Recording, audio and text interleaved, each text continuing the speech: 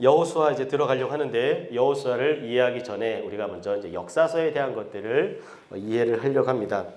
역사라고 하면 여러분들은 어떤 생각이 드세요? 역사라고 할 때에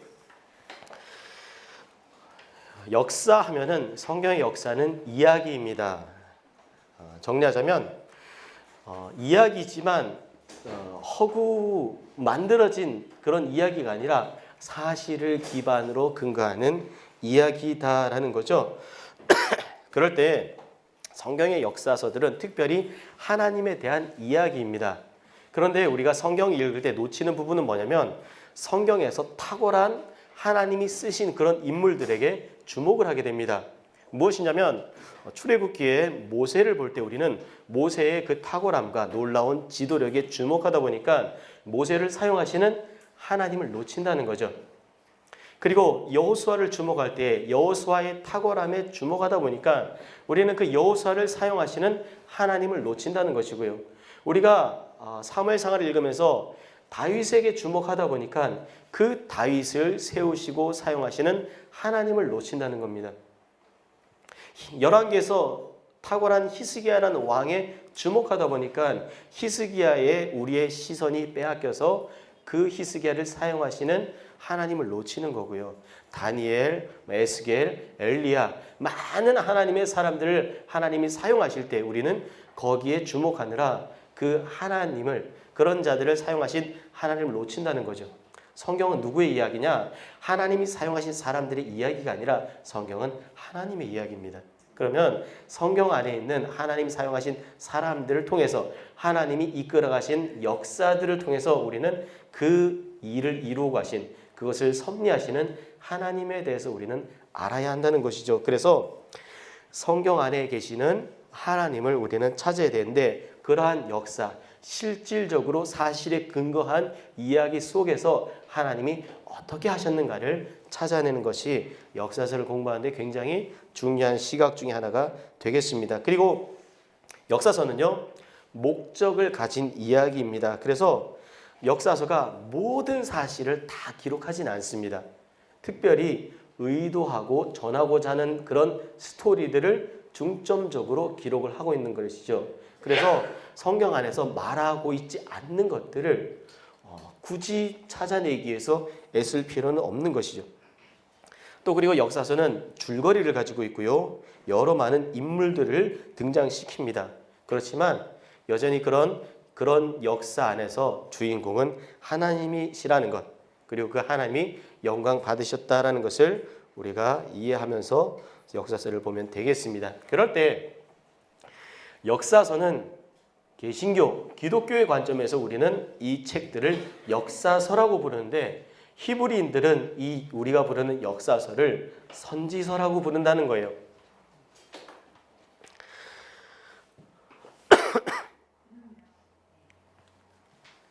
그래서 히브리 관점을 우리가 한번 보자면 성경을 타나크라고 하는데 토라의 그 T 그리고 느빔의 N 그리고 크투빔 성문서의 크에서 거기다 모음을 붙여서 타나크가 이제 구약의 성경입니다.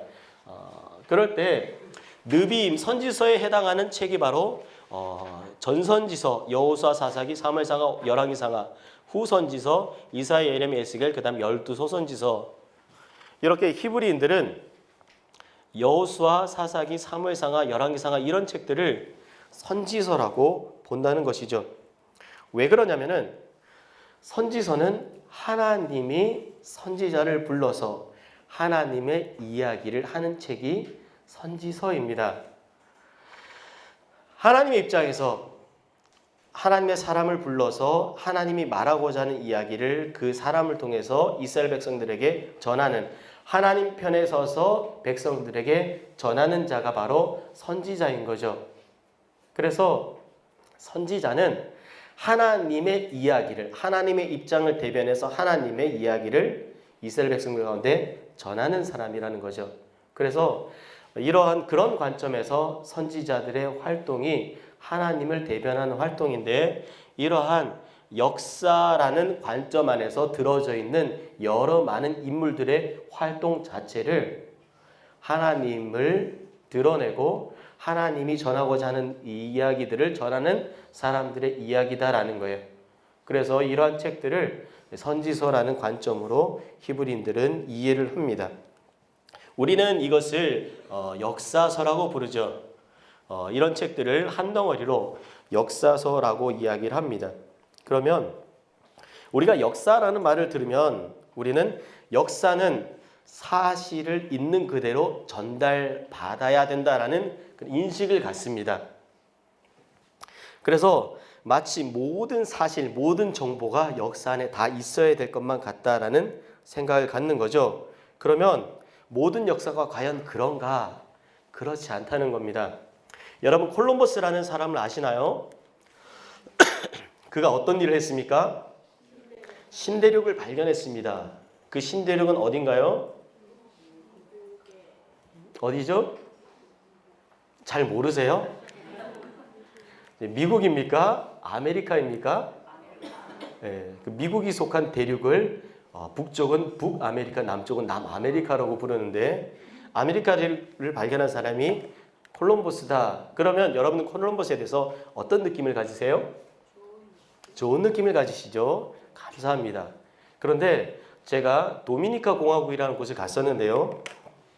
도미니카 공화국은 미국 남부 해안가 플로리다가 있는 그 위치에 있는 남쪽에 이제 쿠바라는 섬이 있는데요.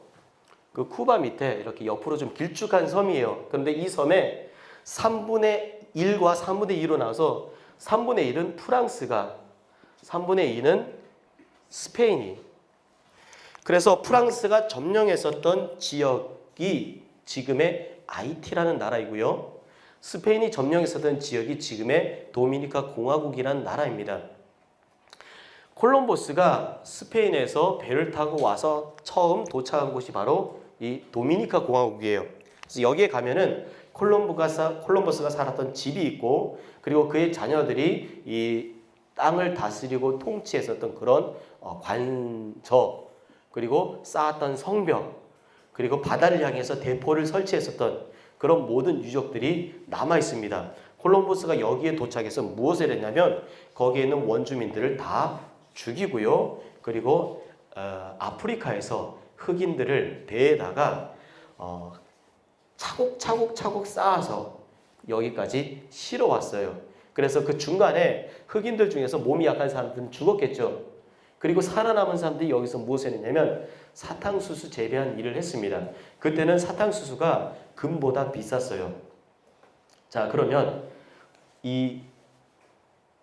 오늘날의 도미니카 공화국 아이티에 있는 원주민들의 입장에서 콜럼버스는 어떤 사람입니까? 살인마, 원수, 엄청난 끔찍한 일을 저지른 범죄자예요. 그래서 역사는요, 관점이 있다는 겁니다. 누구의 시각에서 볼 때에 스페인, 유럽의 시각에서 볼 때 콜럼버스는 영웅이지만 아메리카 원주민들의 시각에서 봤을 때 콜럼버스는요, 원수가 되는 거예요. 그래서 어떤 시각을 가지고 역사가 쓰여졌는가를 아는 것은 굉장히 중요합니다. 그럴 때 이 성경의 역사서라고 부르는, 그리고 선지서라고 부르는 그런 책들이 어떤 관점으로 쓰여졌는가, 그것은 바로 선지자들의 관점에서 쓰여졌다는 거예요. 그래서 히브리인들이 선지서라고 구분을 하기도 합니다. 우리는 역사라고 인식을 하지만 히브리인들은 그것을 선지자적인 관점에서 쓰여진 역사적 이야기다라는 거예요. 그러면 선지자들의 관점이 무엇이냐? 그것은 바로 하나님의 말씀이 되는 거예요.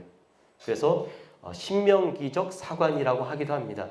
하나님의 말씀과 명령인 신명기의 관점을 가지고 쓰여진 그런 역사적 이야기들이 바로 역사서가 되는 것이고요. 그것이 히브리들이 말하는 선지서의 책들이기도 한 겁니다. 그럴 때 우리가 공부하려고 하는 여호수아, 사사기, 룻기 이런 책들은 역사서이지만 신명기의 관점, 선지자들의 관점을 가지고 기록된 책이라는 거죠. 그러면 신명기의 관점의 가장 큰 핵심이 무엇입니까? 하나님이 말씀하시고 명령하신 것을 어떻게 하라고요?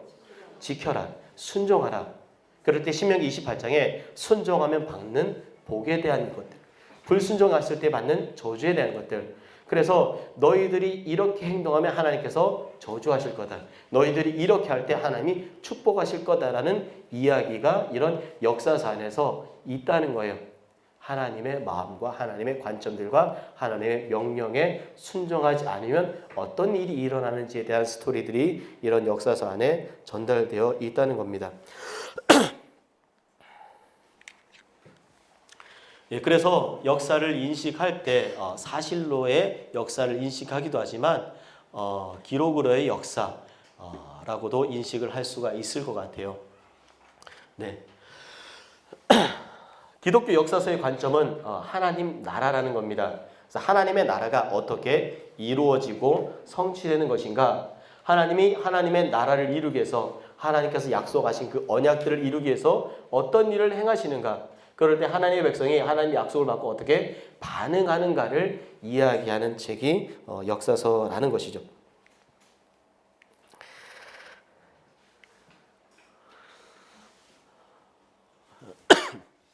그래서 구약의 역사를 크게 보면은 모세오경부터 시작해서 열왕기에서 구약의 모든 역사가 끝난다고 할 수 있습니다. 열왕기에서 남유다가 멸망하면서 거의 이스라엘의 역사가 이제 끝이 나는 거죠. 물론 바벨론의 포로로 끌려가고 포로에서 귀환하고 포로에서 귀환한 이후의 삶도 다루고 있는 것은 사실이지만 이런 큰 맥락에서 이런 책들로 하나님의 역사가 이렇게 이루어져 왔다라는 것을 정리할 수 있을 때에 그럴 때 이 안에 담겨져 있는 가장 핵심은 무엇이냐? 바로 언약이라는 거예요. 모세오경에서는 아브라함 언약, 시내산 언약, 모압 언약, 여호수아는 세겜 언약, 사사기는 그 언약을 성실하게 이행하지 않는 삶에 대한 것, 룻기는 그런 상황 가운데서도 언약을 신실하게 이행하는 그런 소수의 사람들이 있었다는 것. 그럴 때 사무엘은 누가 언약 앞에 신실한 왕인가, 언약 앞에 신실하지 않은 왕은 누구인가를 서로 대조하면서 하나님의 언약을 이루는 왕이 누구냐를 설명하는 거고요. 열왕기는 그럴 때에 하나님이 다시 한번 다윗과 언약하시면서 다윗의 언약, 그리고 하나님이 여로보암과 다시 언약을 하셨지만 여로보암은 그 언약대로 가지 않고 자신의 길을 걸어가게 되는 것. 그래서 여로보암의 길을 이야기를 합니다. 그래서 열왕기 안에서 다윗의 길로 갔더라, 여로보암의 길로 갔더라, 이런 이야기들이 나오는 거죠. 그럴 때 우리는 여호수아, 그 중에 특별히 세겜 언약, 하나님이 이스라엘 백성들에게 약속하신, 언약으로 약속하신 땅을 주겠다는 가나안 땅에 대한 약속을 실제로 하나님이 이루어 주시는 사건을 다루는 책이 여호수아입니다. 그래서 하나님은 약속하시고 그 약속을 이루시는, 하나님이 모세를 부르셨을 때가 아브라함과 약속하신 지 이미 400년이 훨씬 지난 때예요. 이스라엘 백성들은 하나님과 아브라함과의 약속을 기억하지 않을 수도 있었겠지만 하나님은 그 약속을 잊지 않으시고 수백 년을 기다리셨다가 모세를 찾아오시고 모세를 선택하십니다. 그리고 모세를 선택해서 그 일을 마치시는 것이 아니라 사람의 한계를 존중하시면서 네가 다 하지 못하면 내가 그 다음 사람을 일으키겠다. 그래서 모세 다음으로 여호수아를 일으키셔서 아브라함과 약속하신 네가 밟고 있는 그 땅을 너에게 주겠다라고 말씀하신 그 약속. 그래서 그때에 아브라함이 가나안 땅에 살고 있었는데 그 땅을 다시금 이스라엘 백성들에게 주시기로 결정하신, 그래서 하나님께서 여호수아를 세우시고 여호수아를 통한 이스라엘 백성들이 그 가나안 땅에 들어갈 수 있도록 그 모든 일을 하나님이 하시는 거죠. 그것이 무엇이에요? 하나님이 약속하신 것을 이루신, 내가 약속했으니까 반드시 이 약속을 내가 지키겠다라고 말씀하시는 거예요. 그래서 하나님께서 그 약속을 지키시는데 어떻게 지키시느냐? 너희들은 가만히 있어라. 내가 하는 것을 봐라. 너희는 무엇을 하면 되느냐? 너희는 순종만 하면 된다. 내가 말하고 명령하고 싸움은 내가 싸울 거니까, 내가 싸워서 내가 차지하게 할 거니까 너희는 그냥 내가 하는 대로 따라오기만 된다. 알려주는 책이에요. 그래서 여호수아의 가장 핵심적인 내용은 순종에 대한 겁니다. 하나님 말씀하시고 순종하면 너희가 그 땅을 차지하게 되는데, 근데 순종하지 않으면요 차지하지 못하게 되는 거예요. 순종했더니 여리고가 무너져요. 그런데 순종하지 않았더니 여리고보다 훨씬 작은 아이성을 공격하지 못합니다. 하나님이 그래서 순종할 때 일어나는 놀라운 약속의 성취와 작은 불순종이라도 순종하지 않았을 때 이루어지는 그 언약의 이루어지지 않음에 대해서 가르쳐 주시는 책이 바로 여호수아가 되겠습니다. 여호수아는 모세오경과 긴밀하게 연결되어 있는데요. 이 언약들이 쭉 이어져 갑니다. 창세기에서 시작된 언약이 여호수아까지 이루어지는 것이고, 여호수아에서의 그 언약이 실질적으로 성취되는 것을 이야기합니다. 그럴 때 여호수아는 이 가나안 정복 전쟁은 하나님의 재창조의 사건이 되는 거예요.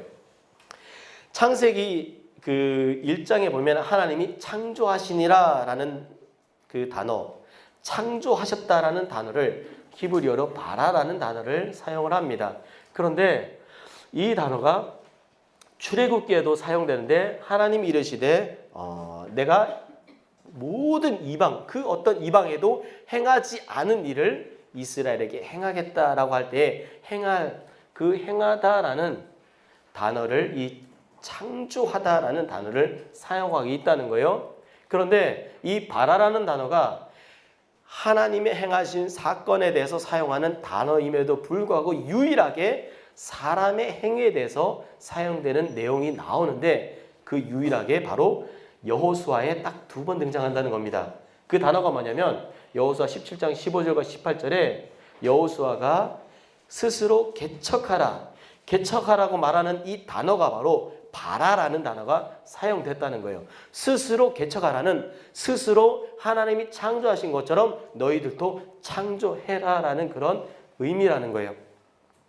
그래서 하나님의 창조의 사건, 재창조의 사건이 완성되는 것이 바로 여호수아서라고 할 수 있는 것이고요. 하나님이 창조하신 것처럼 가나안 땅을 스스로 개척해서 정복해서 하나님의 언약을 성취하는 그 사건이 바로 하나님의 창조의 사건과 같은 맥락을 하는 창조적 사건이라는 것, 재창조의 사건이라는 겁니다.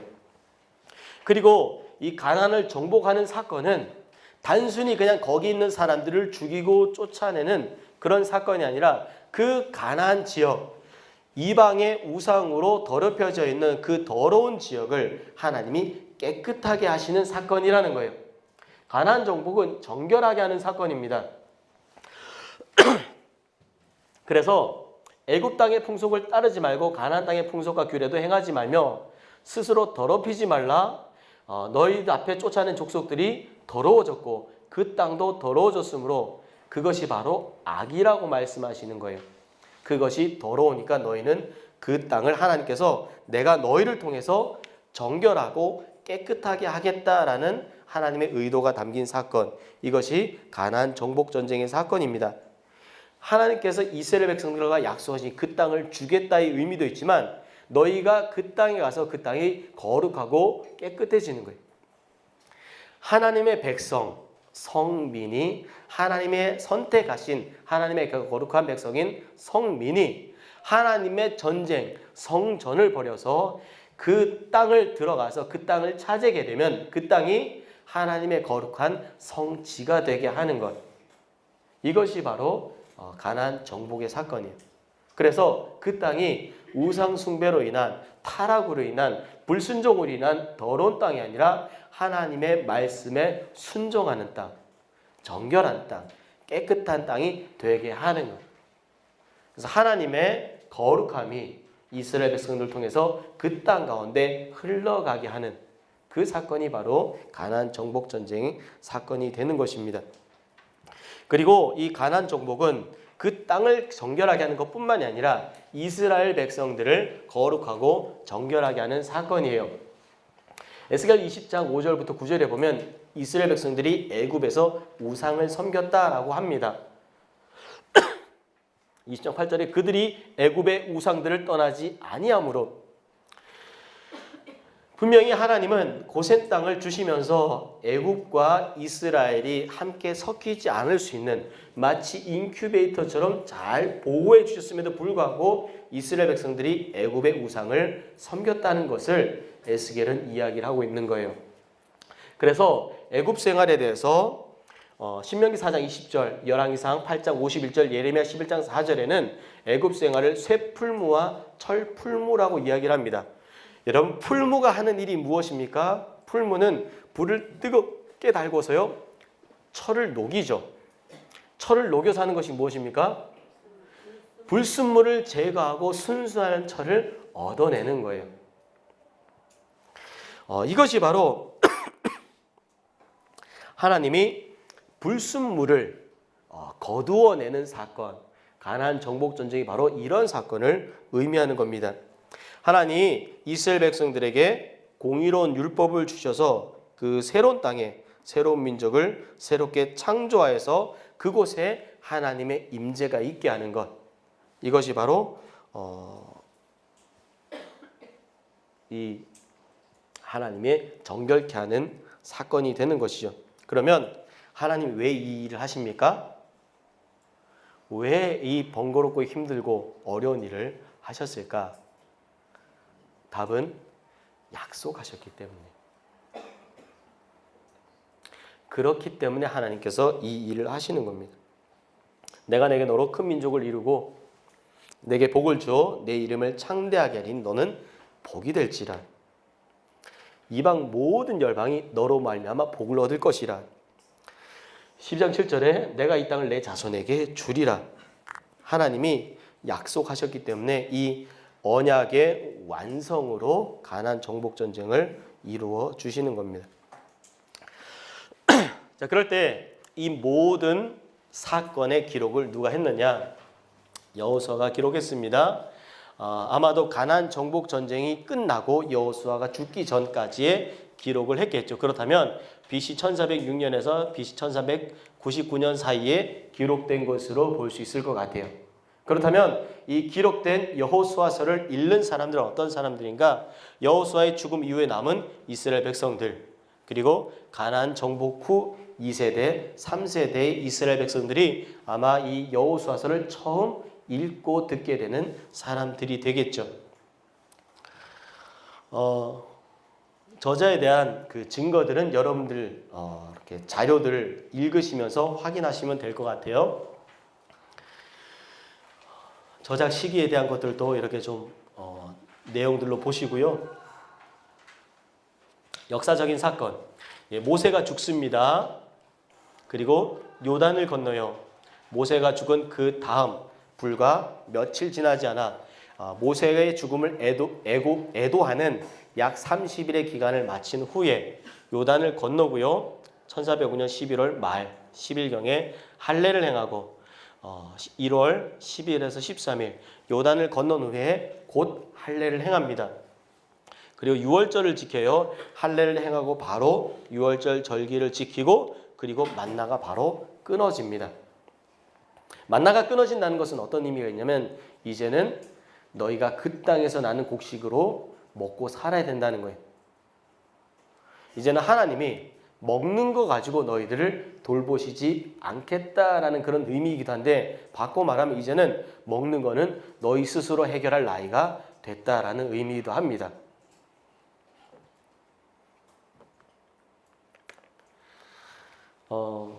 우리 자녀들이 저희 집 아이들처럼 초등학교를 다니고 어린이집을 다니는 아이들은 제가 먹여줘야 돼요. 그런데 그 아이들이 자라서 성인이 돼서 결혼하고 그리고 자기 일을 가지고 돈을 벌고 그럴 때도 제가 굳이 먹여줄 필요는 없잖아요. 결혼하고 시집가고 장가가고 했는데 이제는 자신들이 먹을 것을 스스로 해결할 수 있는 수준이 되었지. 물론 그렇다고 해서 제가 저희 자녀들에게 아무것도 주지 않는 것은 아닙니다. 제가 기쁨과 즐거움이 스스로 생겨나서 얼마든지 먹을 것을 줄 수 있죠. 밥도 사줄 수 있고. 그렇지만 저희 아이들이 자라고 장성해서 직장을 다니고 결혼하고 시집가고 장가가서 아이들을 놓고 가정을 이루며 살면서 밥 좀 주세요라고 매일 저녁 저희 집에 찾아온다면 그래서는 안 되는 거겠죠. 그래서 자라고 성장하는 만큼 그 다음의 삶이 있어야 된다는 겁니다. 광야는 하나님의 전적인 돌보심이 필요한 장소예요. 가나안은요, 스스로 돌보시지 않아도, 적어도 먹는 거 가지고 하나님께서 돌보시지 않아도 이스라엘 백성들이 먹고 살아갈 수 있는, 가나안은 어떤 땅입니까? 젖과 꿀이 흐르는 땅이에요. 그러면 거기에 있는 젖과 꿀을 취하고 먹고 감사함으로 누리면 됩니다. 그런데 열심히 땀 흘리고 농사지어서 얼마든지 젖과 꿀이 흐르는 축복을 누릴 수 있음에도 불구하고 하늘을 바라보면서 왜 오늘은 만나가 안 오나? 그래서는 안 되는 거겠죠. 그리고 1월 말에 여리고성이 무너집니다. 그리고 가나안 정복 전쟁을 약 6년간 행하고요. 땅 분배를 합니다. 1400년경에. 그리고 한 10년은 세계번역하고 여호수아가 죽게 됩니다. 이것이 여호수아에 나오는 대략적인 역사적인 그런 시간들로 볼 수 있을 것 같아요. 여호수아서는 여호수아 안에서 하나님이 행하신 일들에 대한 이야기를 합니다.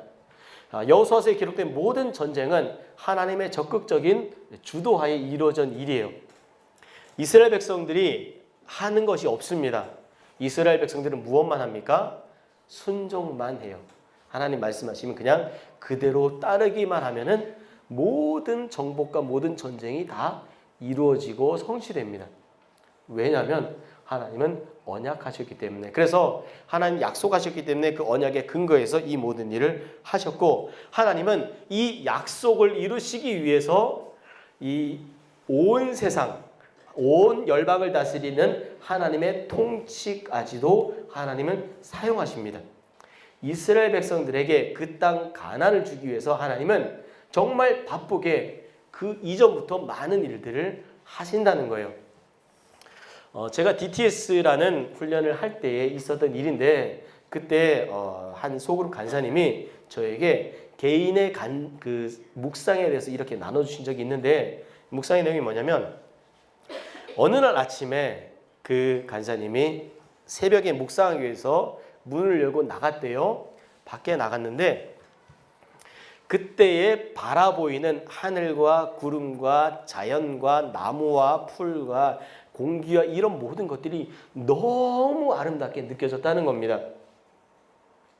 그럴 때 어떤 느낌이 들었냐면, 하나님이 이 모든 것을 위해서 이 모든 것을 날 위해 준비하셨구나라는 마음이 들었어요.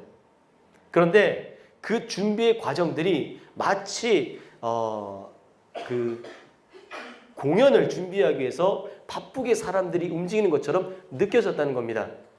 어떤 말이냐면, 이제 그 간사님이 문을 열고 나오기 직전에 하나님은 이 모든 아름다움을 그 한 사람에게 보여주기 위해서 어떻게 준비를 하셨냐면, 자, 이제 시간이 얼마 남지 않았는데 해는 곧 내려갈 달은 내려가고 해는 곧 떠오를 준비를 하고, 그리고 문이 열려서 호영이가 막 밖으로 나오면은 구름이 그때 지나가고 바람은 불기 시작하고, 바람아 너 불 준비해. 그리고 나뭇잎에 있는 아침 이슬 너 그때 구르면 되는 거야. 그리고 나뭇잎에 딱 걸렸을 때 그냥 떨어지면 안 돼. 나뭇잎이 한번 훌쩍 움직이고 났을 때 그 다음에 톡 튕겨져서 바닥에 떨어지는 거야. 그럴 때 여기 옆에 있는 새 너 준비해서 떨어짐과 동시에 날아가면서 지저귀는 거야. 하나님이 그렇게 준비해 두셨다라는 마음이 든 거예요. 어떤 느낌인지 아시겠습니까? 하나님은 이스라엘 백성들을 가나안에 집어넣기 위해서 그냥 가나안에만 넣으신 게 아니에요. 열방을 움직이시는 일을 하셨다는 겁니다. 그거를 우리가 지금부터 보도록 하겠습니다. 이스라엘 백성들이 가나안 땅에 들어가기 전에 그 당시에 열방이라고 불려지는 팔레스타인 중심으로 한 세계는 어떻게 이루어져 있었냐면, 남쪽의 이집트는 전통적인 강국입니다. 대대로. 그리고 북쪽에는 미탄이라는 강한 왕국이 있었고요. 그 북쪽에는 히타이트라고 불리는 또 큰 나라가 있었어요.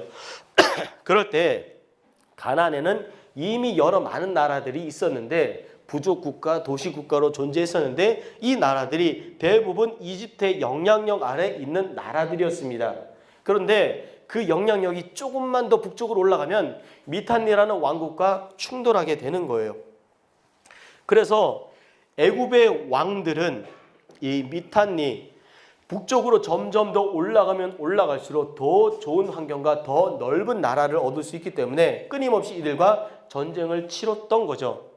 특별히 이스라엘 백성들이 가나안 정복을 앞두고 있었던 그 시기부터 약 한 200년 전 BC 16세기경부터 14세기경까지 이런 애굽의 왕들이 시시때때로 이 미탄니 왕국이 있는 시리아 지역을 침공하기 시작을 했다는 겁니다.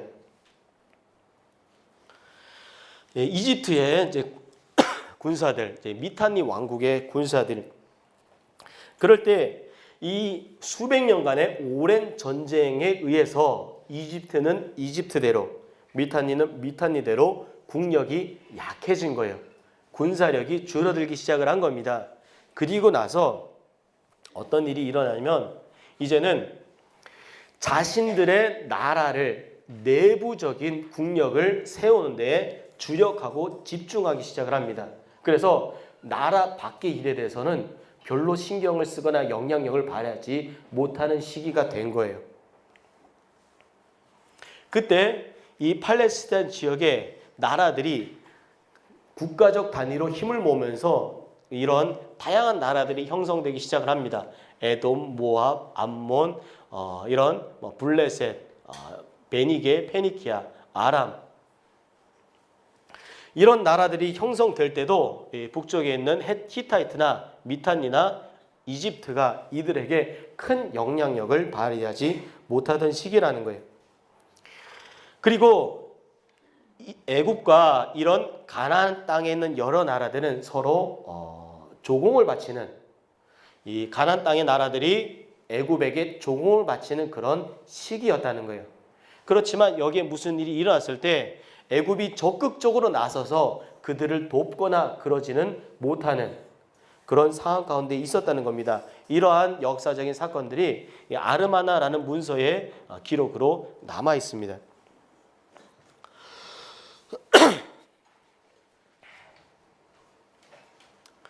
그리고 그때 이러한 가나안의 7 족속들이 그곳에 살고 있었고요.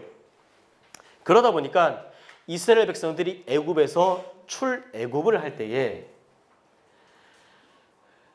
애굽 왕은, 애굽의 왕과 군사력은 가나안 땅에 들어갔을 때 그곳을 점령할 때, 그래서 가나안의 여러 왕들이 애굽의 왕에게 도움을 요청하려고 할 때에 적극적으로 도움을 줄 수 있을 만큼의 국력이 없었다는 거죠.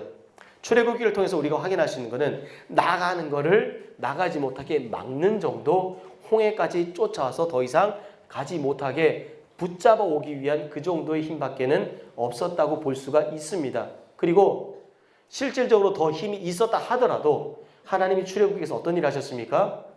애굽을 쑥대밭을 만들어 놓고 나오셨잖아요. 10가지의 재앙으로. 그리고 광야에서 40년을 머물러요. 애굽이 광야에 이스라엘 백성들을 쫓아올 힘이 없습니다. 가나안은요, 쳐들어오지 못하게 40년 동안 무엇을 했을까요? 막을 준비를 하는 거예요. 여리고성을 처음 정탐할 때 여호수아 2장에 보면은 라합이라는 여인이 나옵니다. 그럴 때 이 여인이 정탐꾼들에게 하는 말이 있어요. 우리가 당신들에 대한 이야기를 들었다. 가나안의 여러 족속들이 자신들의 목표라는 것을 몰랐을까요? 어느 날 갑자기 이스라엘 백성들이 쳐들어와서, 기습적으로 쳐들어와서 방어하지 못했기 때문에 빼앗겼을까요? 아닙니다. 40년을 광야에서 이스라엘이 준비하고 있을 때 가나안도 40년 동안 준비한 거예요. 무엇을요? 이스라엘 200만이라는 어마어마한 백성, 그 중에서 60만이라는 장정들이 쳐들어왔을 때 그들을 어떻게 막을 것이냐에 대한 준비를 40년 동안 한 거예요. 어마어마한 전쟁 준비를 하고 있었던 겁니다. 쳐들어올 것을 대비해서.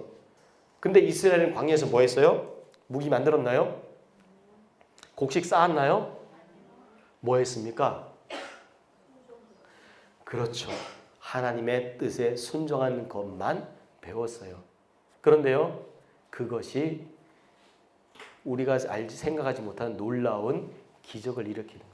순종이 전쟁을 이기는 무기가 된 겁니다.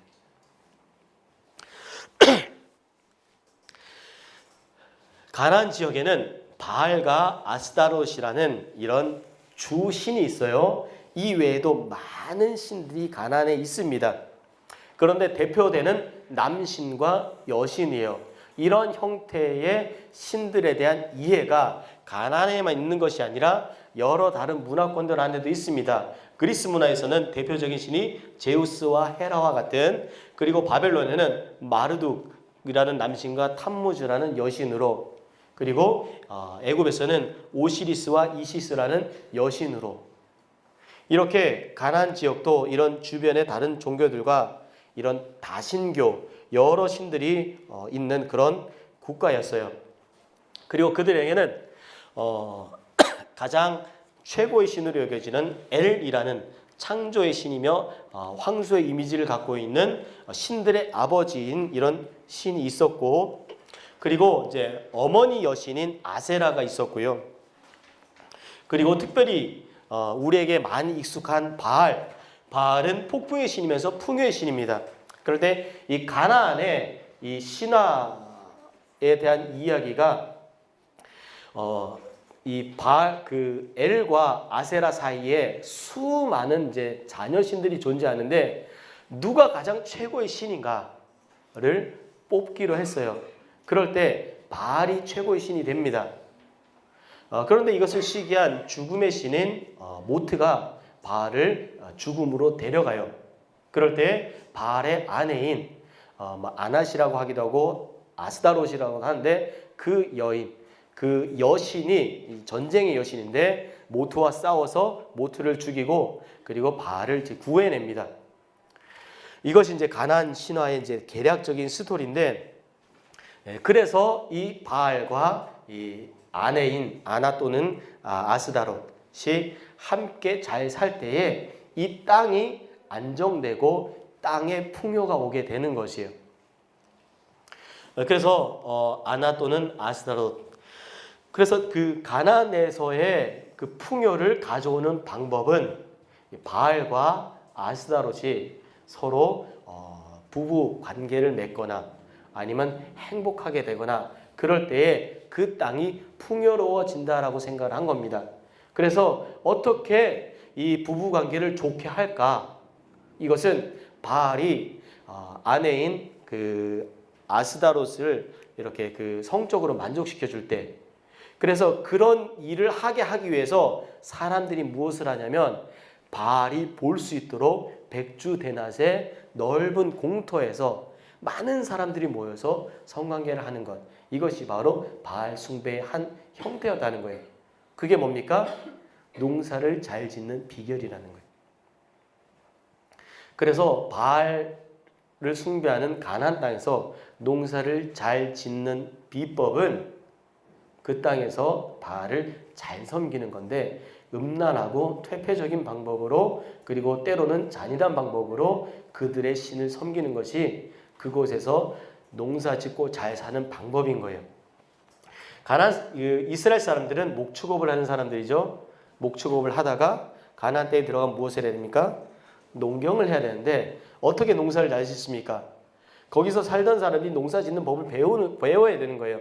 그게 농사를 잘 짓는 방법인데, 이스라엘 백성들이 요단강을 딱 건넜더니 어떤 일이 나요? 만나가 끊어져요. 이제는 하나님이 주시지 않습니다. 그러면 그곳에서 곡식을 구해서 먹고 살아야 되는데 그 땅의 방법대로 해야 잘 살 수가 있는데, 하나님이 원하시는 건 뭐예요? 그렇게 살지 말아라는 거예요. 그 땅의 사람들이 잘 먹고 잘 사는 방법대로 살지 말으라는 거예요. 그러면요, 하나님 우리 망하라는 겁니까? 네, 하나님은 우리에게 망하라고 이야기를 하는 겁니다. 그럼 망할 각오를 하고 하나님 붙잡고 살으라는 거예요. 그럴 때 하나님 주시는 축복으로 살으라는 겁니다.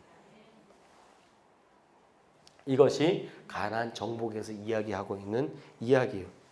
그리고 암몬 몰래 밀곰 말감이라고도 불리는 모압이나 이런 나라에서 섬기던 이제 그모스라는 이제 신들도 있었고요. 그래서 이스라엘이 가나안을 정복하는 그 전쟁은 과연 정당한 전쟁인가라고 할 때 하나님은 자기의 선한 뜻대로 하나님의 땅을 나눠줄 권리가 있다는 거예요. 하나님 거니까. 그런데 왜 하나님이 거기 잘 살고 있는 사람들을 함부로 죽이고 내쫓고 그럽니까? 미안하지만 원래 하나님 거예요. 그 주권을 우리가 인간의 관점에서 사람의 관점에서 원래 우리 거 아닌가요? 우리에게 줬으면 제 거 아닙니까? 라고 해서는 안 된다는 겁니다.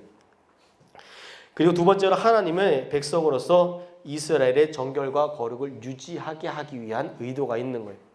하나님이 이스라엘 백성을 통해서 원하시는 건 뭐냐면 모든 열방이 복을 받는 것. 모든 열방이 복 받는 게 뭡니까?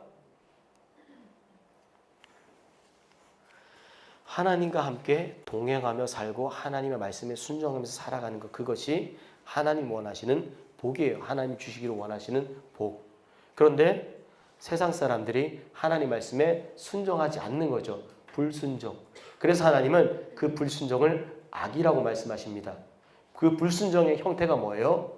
우상숭배인 거잖아요. 이방을 따르고 내가 하고 싶은 대로 하는 삶. 하나님이 원하시는 삶이 아닌 내가 하고 싶은 것을 살아는 내가 주인 된 삶.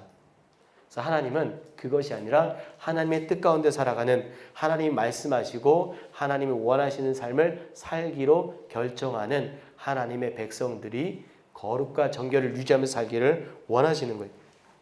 그럴 때 이러한 하나님에 대한 올바른 신앙을 고백할 때 하나님이 선택한 이스라엘뿐만 아니라 이방 민족들도 얼마든지 하나님의 구원의 백성이 될 수 있다라는 겁니다. 유대인들은 자신들을 선민이라고 부릅니다. 하나님 선택한. 그래서 자신들은 구원받은 사람들이라고 이해해요. 근데 하나님은 정말 이스라엘만 구원하기 원하셨는가? 아니라는 겁니다. 창세기 12장 3장에 보면은 12장 1장부터 3장까지의 내용에 보면 하나님이 아브라함에게 복을 주시겠다고 말씀하시는데 땅의 모든 족속이 너로 말미암아 복을 얻을 것이다 라고 말씀하세요. 그 말은 너의 자녀들만 복을 얻을 것이다가 아닙니다. 너 때문에 땅의 모든 족속이 복을 얻는 거예요. 그 복이 뭡니까? 하나님의 자녀 되는 복, 하나님의 백성 되는 것. 그 복이 언제 이루어집니까? 예수님이 이 땅에 오심으로 이루어지는 거잖아요. 그래서 저와 여러분들이 하나님의 백성 된 삶을 사는 거잖아요. 우리 이방인이거든요. 그렇지 않습니까? 그런데 어떻게 이방인 우리가 하나님의 백성 되겠습니까? 아브라함과 약속하실 이미 그때의 하나님의 마음과 계획은 그거였거든요. 저와 여러분들이 하나님의 백성 되는 것. 그래서 하나님에 대한 올바른 신앙을 고백할 때 심지어 가나안 사람들 구원 받습니다. 그래서 라합이 이스라엘 백성 되는 거예요. 심지어 예수님의 족보에 들어가는 거예요. 이방 여인이요. 이제 오늘 공부할 룻은요. 모압 여인이잖아요. 율법에 모압은 여호와의 총에 들어오지 못한다라고 기록해요. 근데 모압 여인은 룻이 어떻게 들어옵니까? 이스라엘 백성에 심지어 어디 들어옵니까? 예수님의 족보에 들어와요. 그게 뭐예요? 임마누엘이에요. 하나님이 우리와 함께 하신다. 이스라엘 백성은 그게 그냥 기본이고 당연한 거지만 이방인들은요. 하나님이 우리와 함께 하신다를 얻어내야 되는 거예요. 취해야 되는 거예요. 어떻게 그것을 할 수 있습니까? 하나님을 믿는 믿음으로 그것이 가능해지는 거예요. 가나안 정복은요. 재창조를 위한 진멸입니다. 무언가를 만들기 위해서는 기존에 만들었던 것들을 없애야 돼요. 그래야 새롭게 만들 수가 있는 거예요. 그래서 하나님은 그 땅에 대한 죄악을 심판하시는 거예요. 그리고 이것은 도덕적인 사건이 아니라 신학적인 사건이고 그 죄를 정결하게 하는 그런 하나님의 진멸적 사건이라는 거예요. 창세기 15장 16절에 보면 이렇게 기록합니다. 아모리 족속의 죄가 가득 차지 않아서라고 이야기를 해요. 가나안 땅에 아직 그들의 죄가 가득 차서 심판받을 만큼은 아니다라고 아직까지는 하나님이 기다려 주시겠다라고 말씀하고 있는 거예요. 근데 그것이 언제 가득 찼다라고 말하는 겁니까? 이스라엘 백성들이 가나안을 정복할 때, 그때 그것이 가득 찼다는 거예요. 그래서 단순히 이것이 하나님이 많은 사람들을 죽였다, 그들이 그렇게 죽음을 당할 만큼의 죄인인가, 하나님 왜 이렇게 잔인한가, 이거는 지극히 인간적 관점에서 바라보는 거고요. 하나님의 관점에서 가나안 땅을 바라보는 것은 그 땅의 사람들을 죽이겠다가 아닙니다. 그 땅에 존재하는 불순종이라는 죄악을 제거하시겠다라는 거예요. 그래서 하나님께서 그 땅에 존재하는 불순종이라는 죄악을 제거하셨는데, 그 죄악의 결과물로 어떤 일이 일어났냐? 그 땅에 있는 모든 이방 족속들이 진멸당하는 사건이 되는 거예요. 그래서 우리는 이것을 도덕적으로 바라봐서는 안 된다는 거고요. 그럴 때 여호수아의 중심 사상은 약속의 땅 가나안을 하나님이 정복하고 분배하셨다라는, 그래서 하나님이 그 약속을 성취하고 이루셨다라는 거예요. 그래서 하나님은 어떤 하나님이세요? 언약을 성취하고 그 언약에 신실하신 하나님이시라는 겁니다. 쓰여진 이유는요, 하나님의 약속이 이루어졌다라는 것, 그리고 하나님이 언약 백성으로 정체성을 확인하고 언약에 순종하면서 살도록 하기 위해서 여호수아서가 쓰여졌습니다. 우리 잠깐 쉬었다 할까요? 수고하셨습니다. 10분간 쉬겠습니다.